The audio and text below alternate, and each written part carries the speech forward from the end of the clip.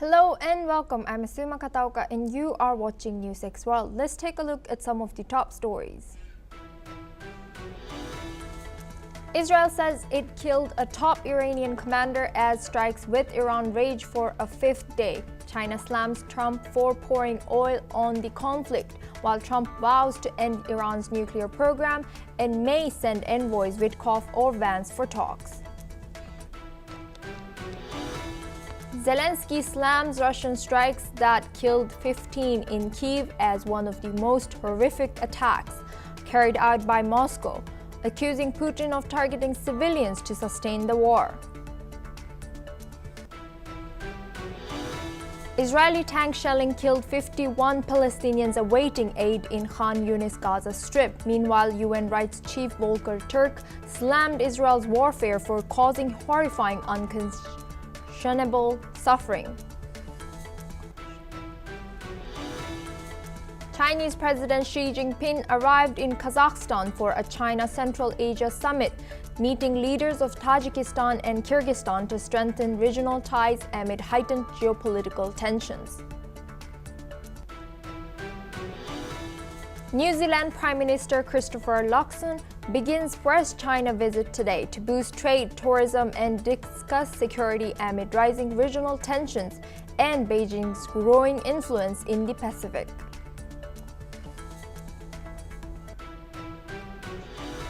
Indonesia seizes $725 million from Wilmar Group Singapore in palm oil graft case, accusing the company of paying bribes for export permits and causing state losses. Authorities also arrested judges for allegedly taking $3.7 million in bribes to acquit the companies. Indonesian police searched the Saudi Airlines planes after a bomb threat which forced an emergency landing with 442 Hajj pilgrims on board. All passengers are now safely evacuated. UAE evacuates 24 crew from oil tanker after collision near Strait of Hormuz amid rising navigation disruption and escalating Israel-Iran tensions.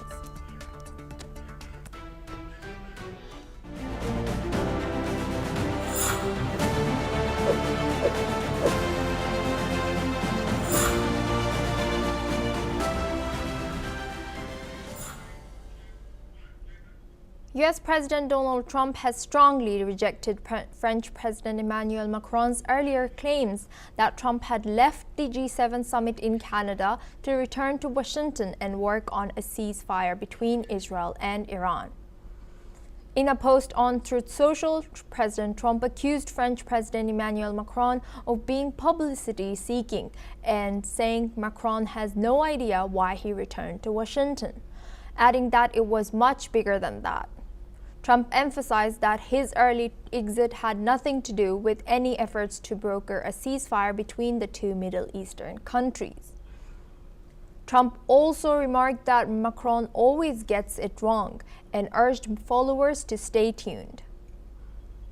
Earlier at the G7 summit in Kananaskis, President Macron had told reporters that the US had made an offer to work on a ceasefire between Israel and Iran.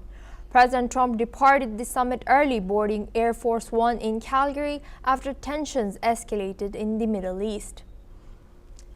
G7 leaders meanwhile issued a strong joint statement expressing firm support for Israel and calling Iran a source of instability. They stressed that Iran must never obtain a nuclear weapon and backed Israel's right to defend itself.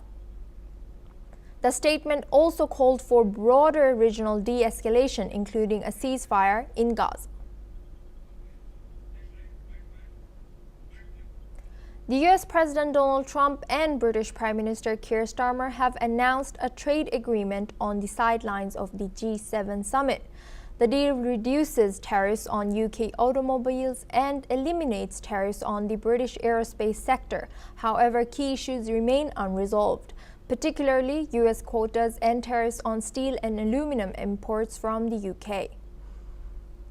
Meanwhile, Canadian Prime Minister Mark Carney said he and President Trump have agreed to pursue a new economic and security deal between the US and Canada within the next 30 days.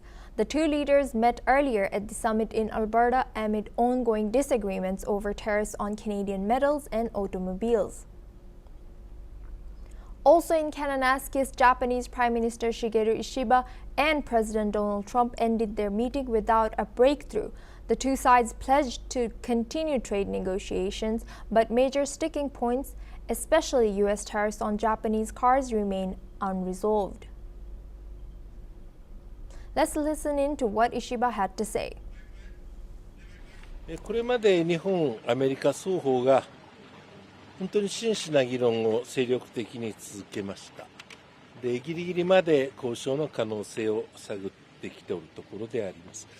今なお双方の認識が一致していない、そういう点が残っておりますので、パッケージ全体としての合意には至っておりません。我が国にとって例えて言えば自動車というのは本当に大きな国益であります。